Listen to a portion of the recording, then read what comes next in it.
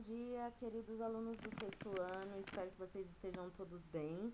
Na aula de hoje, nós vamos conhecer algumas das principais características da sociedade egípcia, uma das mais importantes sociedades do continente africano. O que pensamos quando pensamos no Egito Antigo? Pirâmides, sarcófagos e múmias. As referências à sociedade egípcia da antiguidade ainda estão muito presentes na atualidade. Existe até um termo para estudar as influências e o fascínio que antigos egípcios ainda despertam: egiptomania. Vamos conhecer como era a civilização que os egípcios construíram e por que foi tão importante. A sociedade egípcia se desenvolveu na porção nordeste do continente africano, próxima à região da Mesopotâmia. Essa área também fazia parte do chamado Crescente Fértil, região em que os terrenos próximos aos rios permitiram que as sociedades humanas se desenvolvessem em clima semiárido. A civilização egípcia dependia totalmente das águas do rio Nilo. As nascentes desse rio se encontram em cadeias de montanhas nevadas, localizadas nos países que atualmente correspondem ao Sudão, à Etiópia e à Ruanda. Quando a neve derrete, aumenta o fluxo de água do rio, que inunda o vale do Nilo. Essas inundações trazem consigo sedimentos que fertilizam a terra e a tornam muito adequadas para a produção agrícola. Evidências arqueológicas indicam que desde cerca de 8.000 anos antes de Cristo, pequenos grupos humanos viviam na região e que por volta de 5.500 antes de Cristo, essas comunidades já dominavam a agricultura e a criação de alguns animais. Depois dessa época, os pequenos aglomerados humanos cresceram e deram origem a cidades relativamente grandes, que formavam vários reinos independentes. Com o tempo, cidades e reinos se fundiram até que restasse somente dois grandes impérios, um na parte sul do Nilo, chamado Alto Egito, e outro no norte, já próximo do mar Mediterrâneo, o Baixo Egito. Em 3100 a.C., o rei Narmer unificou os dois reinos, tornando-se o primeiro faraó do Egito. O calendário egípcio tem início com esse feito. A época dos faraós é o período dinástico. Nele, o poder passava de pai para filho e assim sucessivamente, formando uma dinastia. Era um poder hereditário. O período anterior, quando os reinos da região ainda não eram unificados, é chamado pré-dinástico.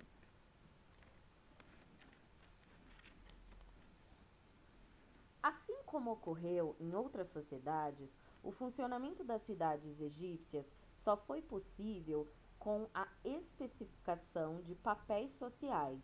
Era necessário construir canais de irrigação, cuidar da agricultura e da pecuária, transportar produtos para diferentes partes do reino ou mesmo para outros reinos, construir edifícios e cuidar dos assuntos relacionados à vida religiosa, entre outras ocupações. Podemos afirmar que a diversidade social no Egito Antigo era muito grande e que havia uma hierarquia social bastante rígida entre classes. Lembrem-se daquela hierarquia social que a Pro mostrou na aula sobre os povos mesopotâmios. Então, os povos egípcios também seguiam uma organização social em camadas. Como vimos, a figura do faraó nasceu da unificação dos reinos do Alto e do Baixo Egito. Ele era a máxima autoridade, visto como um deus vivo responsável pelo desenvolvimento do reino e pela proteção da população. Além da função religiosa, o faraó era também o chefe militar e o responsável pela administração e pela justiça. Como o Estado egípcio era proprietário da maior parte das terras, o faraó era o dono de praticamente todas as terras do reino. Obviamente, ele não podia administrar o reino sozinho, por isso era auxiliado por um grande número de pessoas, os nobres, os sacerdotes e os escribas. Aos nobres, provenientes das famílias mais ricas, eram confiados os cargos de chefia militar e de administração das províncias. O mais importante assessor do faraó era o vizir, que chefiava a administração e a justiça do reino. Em geral, era também o principal conselheiro do rei. Os sacerdotes detinham o conhecimento, faziam adivinhações e eram responsáveis pelos cultos religiosos e pelo cuidado dos templos e das oferendas aos deuses. A religião era muito importante para os antigos egípcios, principalmente por causa da crença na vida após a morte. Assim, os sacerdotes eram pessoas de grande prestígio social. Os escribas eram funcionários mais graduados do reino. Eles dominavam a leitura e a escrita. Os egípcios desenvolveram um tipo de escrita chamada hieroglífica, em símbolos, como veremos adiante. Essa habilidade era usada para recolher e contabilizar os impostos, controlar os estoques de comida e organizar, calcular e fiscalizar as obras públicas. Bom, a maioria absoluta da população egípcia não fazia parte da elite. Lavradores, artesãos, comerciantes, entre outros trabalhadores, cuidavam da produção de alimentos e também serviam de mão de obra para as grandes obras públicas, como os canais de irrigação, os diques, as pirâmides, os túmulos reais e os templos. Os artesãos exerciam várias especialidades: ferreiros, pedreiros, oleiros, marceneiros, pintores, etc. E eram os principais trabalhadores empregados nas grandes construções. Muitos, especialmente aqueles que se destacavam, ficavam a serviço exclusivo do faraó. Nos primeiros séculos do período dinástico, não há registros de escravidão, mas há referências a trabalhadores não livres desde 1500 a.C., provavelmente.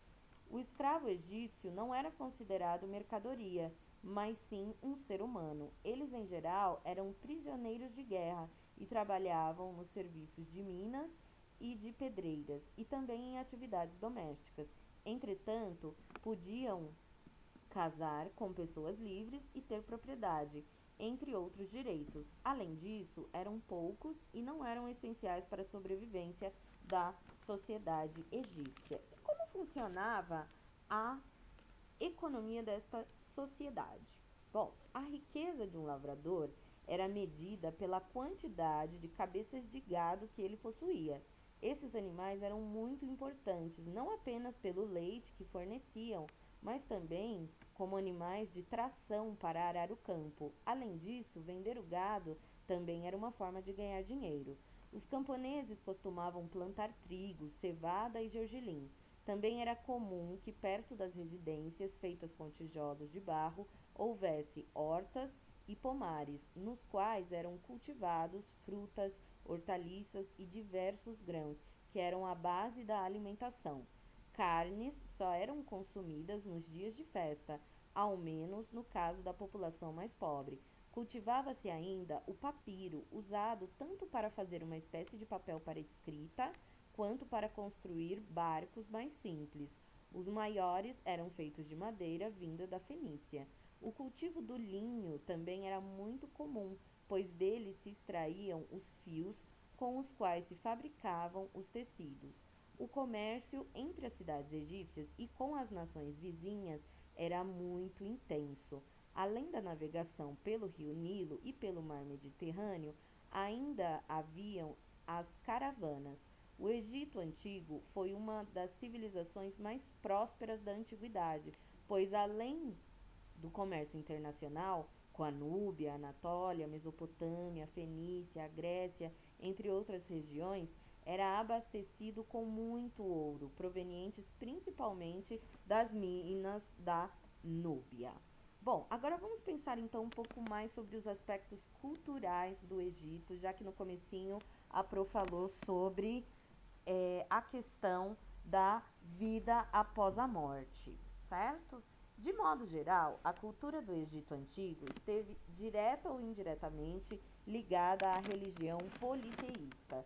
Seu princípio básico era a crença na vida após a morte. De todas as civilizações da antiguidade, a egípcia foi a que mais se empenhou em seguir essa crença. Por isso, os egípcios mumificavam o corpo dos mortos, a fim de preservar a forma corpórea para a outra vida. Mas essa não era uma prática que se estendia a todas as pessoas. Apenas as mais ricas podiam arcar com os altos custos do processo de mumificação. Depois, com as múmias, eram enterradas dezenas de objetos que poderiam ser usados no pós-morte. Contudo, não bastava preservar os corpos para que a vida após a morte fosse boa. A alma da pessoa seria ainda julgada pelos deuses em função de suas ações em vida. A religião impulsionou também a arquitetura, com a construção de templos e de túmulos complexos e de enormes dimensões, e as artes, sobretudo a pintura e a escultura.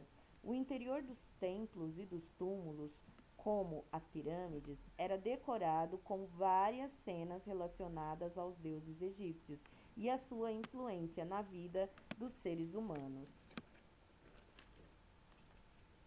A crença na vida após a morte levava pessoas da elite a investir grandes fortunas na construção de túmulos. O exemplo mais marcante dessa arquitetura monumental são provavelmente as famosas pirâmides, túmulos de faraós do Império Antigo. Foram construídas pirâmides de vários tamanhos, mas todas contavam com inúmeros corredores, galerias e salas que abrigavam múmias, objetos variados e tesouros.